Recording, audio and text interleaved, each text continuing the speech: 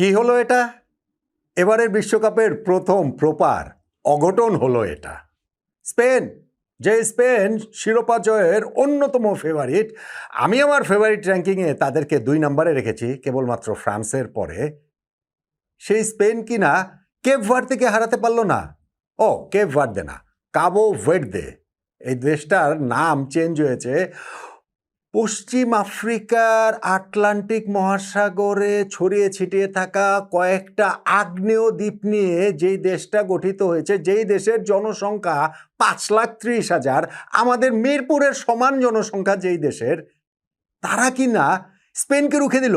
প্রথমবার বিশ্বকাপ খেলতে এসে প্রথম ম্যাচটাতেই টাইটেলের অন্যতম ফেভারিট স্পেনের সঙ্গে 0-0 গোলে কাবো ভের্দে ড্র করে ফেললো। যেই ড্রতে আর্জেন্টিনার সমর্থকরা কিন্তু চিন্তায় পড়ে গেছেন। স্বীকার করবেন না, জানি যে আর দূরও, এটা দিয়ে এত চিন্তার কি আছে, কিন্তু চিন্তায় তারা পড়েছেন। কেন পড়েছেন, কিভাবে পড়েছেন এবং কাবো ভের্দের যে এই রূপকথা, সেটা নিয়ে একটুখানি কথা বলতে চাই। দেখেন, এই ম্যাচটাতে এই রেজাল্ট হবে এটা কেউ ভাবেনি বলতে এটা কেউই ভাবেনি। বরং আগের দিন জার্মানি যেমন কুরাসাওকে 7 গোলে হারিয়ে দিয়েছে, স্পেন আজকে এই কাবো ভের্দেকে ওই রকম 6-7টা গোল দিবেন, সেই প্রত্যাশার জায়গাটাই ছিল। মানে নিরপেক্ষদেরও তাই ছিল। আর দেখার ছিল লামিন ইয়ামাল। হ্যাঁ, লামিন ইয়ামাল এই ম্যাচটাতে স্টার্ট করেন নাই। তিনি যখন নেমেছেন তখন ম্যাচের 71 নম্বর মিনিট, 20 মিনিট আর ইঞ্জুরি টাইম ধরেন আরও 5 মিনিট, এই 20-25 মিনিটের মধ্যে ইয়ামালের জাদু দেখানোর যে এরকম একটা প্রেশারের মধ্যে তিনি পড়ে যাবেন, সেটা তো ভাবা যায়নি।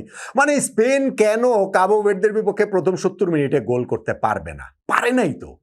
একের পর এক তারা আক্রমণ করেছে, কিন্তু কাবো ভের্দে ডিফেন্স করেছে ভাই তাদের পুরো জীবন দিয়ে। তাদের যে গোলকিপার ভোজিনিও, 40 বছর বয়সী গোলকিপার, কি অসাধারণ সব সেভ তিনি করেছেন। স্পেনের দুর্ভাগ্যও বলতে হবে, কেননা ফার্স্ট হাফে তাদের একটা প্রচেষ্টা ওই যে বারে লেগে যে প্রতিহত হলো, ওইটা তাদের জন্য মানে ওইটা অবশ্যই গোল হওয়া উচিত ছিল। ইনফ্যাক্ট রিবাউন্ডটা তো ওয়ারজাবাল, তারও গোল করা উচিত ছিল, কিন্তু তার হেডটাও ভোজিনিও তিনি ওইখানটাতে আসলে ঠেকিয়ে দিলেন। স্পেন চেষ্টা করে দেখেছে, কাবো ভের্দে তারা তাদের মতো করেই জানবাজি রেখে ডিফেন্ড করে গেছে, এবং সেই ডিফেন্স করতে করতে এক সময় গিয়ে দেখা গেল যে ম্যাচের 70 মিনিট হয়ে গেল, সেকেন্ড হাফের ওই কুলিং ব্রেকটা হলো, তখন লামিন ইয়ামালকে কোচ ডে লা ফুয়েন্তে তিনি নামালেন। ইনফ্যাক্ট স্পেনের এই ম্যাচের 11 তাদের সাজানো যেভাবে তারা খেলছে সেটা নিয়ে চাইলে তো প্রশ্ন তোলা যেতেই পারে। ফেরান তোরেসকে রাইট সাইডে খেলানো হয়েছে, বার্সেলোনায় তিনি লেফট সাইডে খেলেন, আবার লেফট সাইডে অত সামনে খেলানো হয়েছে গাভিকে, যিনি আবার বার্সেলোনা মানে ক্লাব দল বার্সেলোনাতে অনেক বেশি মিডফিল্ডে খেলেন। ফলে এই যেই ফরমেশনটাতে খেলিয়েছেন, 4-3-3তেই খেলেছেন ডে লা ফুয়েন্তে স্পেনের কোচ, কিন্তু সেইটা তাদের প্লেয়ারদের স্ট্রেংথের জায়গাগুলোতে ছিল কিনা, এইটা একটা কোয়েশ্চেন মার্ক। হ্যাঁ, অবভিয়াসলি আমি যেই দুইজনের কথা বললাম, ফেরান তোরেস এবং হচ্ছে গিয়ে গাভি, ওই পজিশন দুইটা তো আসলে বেসিক্যালি লামিন ইয়ামাল এবং নিকো উইলিয়ামসের। ইনজুরির কারণে এই দুইজনের কেউ স্টার্ট করতে পারেননি। 71 নম্বর মিনিটে ইয়ামাল নামলেন, আর 87 নম্বর মিনিটে হচ্ছে গিয়ে নিকো উইলিয়ামস নামলেন, কিন্তু কাবো ভের্দের প্রতিরোধ তারা ভাঙতে পারেন নাই। ইয়ামাল নেমে অবশ্য তার ম্যাজিক দেখানোর চেষ্টা করেছেন, তারও ইম্প্যাক্ট আমরা দেখতে পেয়েছি। নেমেই শুরুতেই তিনি ওই রাইট সাইড থেকে যে একটা অ্যাটাক ইনিশিয়েট করলেন, সেইখান থেকে মিকেল মোরেনোর শটটা ওটা গোলকিপার ঠেকে দিলেন সেই ভোজিনিও। তারপরে গিয়েও আরও একবার একদম 88 নম্বর মিনিটে উইলিয়ামস নামার পরে তখন লামিন ইয়ামালের আরও একটা রাইট সাইড থেকে তার আরেকটা অ্যাটাক ইনিশিয়েট করা, যেটা দানি অলমো ধরে বক্সের ভেতরেই তিনি ওই জায়গাটাতে দিয়েছিলেন, কিন্তু ওইখান থেকেও আসলে ওই ফিনিশিং টাচটা দিতে পারেনি এই স্পেন। ফলে তারা একের পর এক চান্স মিস করেছে, এবং সেই চান্স মিস করার খেসারত হিসাবে তাদেরকে ওই শুধুমাত্র 2 পয়েন্ট খোয়াতে হয়নি, ওয়ার্ল্ড কাপটা পুরোপুরি একটা নড়বড়ে অবস্থার মধ্যে পড়ে গেছে। ইনফ্যাক্ট আপনি যদি এটা বলেন যে ইনজুরি টাইমে একটা কর্নার পেয়েছিল কাবো ভের্দে, এবং সেই কর্নারটা থেকে একটা ফ্রি হেডারও পেয়ে গিয়েছিল, এবং সেই ফ্রি হেডারের জায়গাটাতে যদি তারা গোলটা করে ফেলতে পারতেন, তাহলে তো ইতিহাস যে কীরকম হতো কে জানে। এমনিতেই ড্র করেছে স্পেনের বিপক্ষে, সেইটাই অবিস্মরণীয়। আর যদি ওই ফ্রি হেডারটা কাজে লাগিয়ে গোলটা হয়েই যেত, তাহলে তো বিস্ফোরণের মাত্রা একেবারে আকাশচ্যুত। কাবো ভের্দে তো অনেক আগ্নেয়গিরি রয়েছে, সেই আগ্নেয়গিরিতে আজকে সেই খুশির বিস্ফোরণ এরই মধ্যে ঘটে গিয়েছে। গোলটা হলে যদি তারা জিতে যেতে পারতো, তাহলে সেই বিস্ফোরণের মাত্রাটা আরও বেশি থাকতো।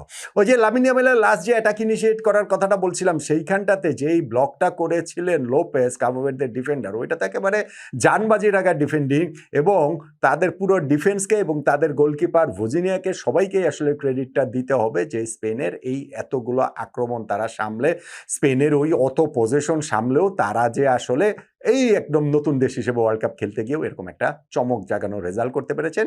স্পেনকে তারা জিততে দেননি, রুখে দিয়েছেন। এখন স্পেন যে এই ম্যাচটাতে ড্র করলো তাতে আর্জেন্টিনার দুশ্চিন্তার কারণটা কোথায়? এবং আমি বলছিলাম যে সেটা আর্জেন্টাইনরা খুব একটা পাত্তা দেবেন না, বলবেন যে না না না এত দুশ্চিন্তার কিছু নেই। দুশ্চিন্তার কারণটা হচ্ছে স্পেনের যে গ্রুপ, এই এইজ গ্রুপে আছে স্পেন, কাবো ভের্দে, উরুগুয়ে এবং সৌদি আরব। এখন স্পেন তো এই গ্রুপে চ্যাম্পিয়নই হওয়ার কথা, সেটাই তো প্রত্যাশিত। কিন্তু প্রথম ম্যাচটা যখন তারা কাবো ভের্দের সঙ্গে ড্র করে ফেললো, তখন তো যদি স্পেন গ্রুপ চ্যাম্পিয়ন না হয়ে গ্রুপ রানার্স আপ হয়, ইউ নেভার নো। উরুগুয়ে আর সৌদি আরব খেলা আছে, সেখানে যদি উরুগুয়ে জিতে, হ্যাঁ আছে এখনো তো বাড়ি, মাত্র একটা খেলা গেল, গ্রুপের অনেক খেলা বাকি আছে, সবই ঠিক আছে। কিন্তু স্পেন যখন প্রথম ম্যাচটা ড্র করে ফেলেছে, তখন তারা তো গ্রুপ চ্যাম্পিয়ন না হয়ে গ্রুপ রানার্স আপ হলেও হতে পারে। সংকটের জায়গা সেইখানটাতেই আর্জেন্টিনার সমর্থকদের জন্য, আর্জেন্টিনার জন্য। কেননা আর্জেন্টিনা আবার প্রত্যাশা মতো তাদের গ্রুপে যদি গ্রুপ চ্যাম্পিয়ন হয় যে গ্রুপে, তাহলে ওই গ্রুপ চ্যাম্পিয়নের তো এই স্পেনের গ্রুপের রানার্স আপের সঙ্গে খেলার কথা। স্পেন যদি গ্রুপ রানার্স আপ হয়ে যায়, তাহলে নকআউট পর্বের শুরুতেই রাউন্ড অফ 32-তে আর্জেন্টিনা ভার্সেস স্পেন হয়ে যেতে পারে। এখন আমি যেটা বলছিলাম যে না, আর্জেন্টিনার সমর্থকরা এটা পাত্তা টাতে দেবে, বলে আর দূর, যে কেবো ভার্দেকে হারাতে পারে না স্পেন, তাদের সঙ্গে আর্জেন্টিনার খেলা পড়লেই বাকি। কিন্তু ভাই মনে মনে নিশ্চিতভাবে একটুখানি ভয়ে ভয়েই থাকবেন, মনে মনে ভয়ে ভয়েই থাকবেন। স্পেনের মুখোমুখি তারা নিশ্চয়ই নকআউট পর্বের শুরুতেই আর্জেন্টিনা হতে চাইবে না। ফলে আজকে যে কাবো ভের্দে এরকম একটা অবিস্মরণীয় রেজাল্ট করলো, এরকম রূপকথার মতো রেজাল্ট করলো, এবং ধরেন হচ্ছে গিয়ে নিরপেক্ষ ফুটবল দর্শকদের জন্য এর একটা দারুণ ব্যাপার, এরকম অঘটন তো একটা ব্রিলিয়ান্ট ব্যাপার, স্পেনের সাপোর্টার বাদ যদি দিই আমি। কিন্তু আর্জেন্টিনার সাপোর্টাররা যখন এটা আবার একটু গভীরভাবে ভাববেন যে না, এই গ্রুপের রানার্স আপ না স্পেন হয়ে যায়, তাহলে কিন্তু তাদের আসলে একটুখানি দুশ্চিন্তায় পড়ার কারণ আছে বই কি। সেটা যেটা হোক, পরেরটা পরে দেখা যাবে। স্পেনের খেলা এরকম থাকবে না ডেফিনেটলি। যার যখন লামিন ইয়ামাল এবং নিকো উইলিয়ামস এই দুজনেই স্টার্ট করার মতো ফিট হয়ে যাবেন, তখন স্পেনকে আরও অনেক খুরদার দেখাবে, আরও অনেক ধারালো দেখাবে, আরও অনেক তারা হচ্ছে গিয়ে এই আউট অফ পজিশন প্লেয়ারদের যে খেলিয়েছেন সেইটা কোচ দে লা ফুয়েন্তে না করলে স্পেনকে আরও অনেক বেশি তাদেরকে নিজেদের মতো করে দেখা যাবে। সেটা পরেরটা পরে।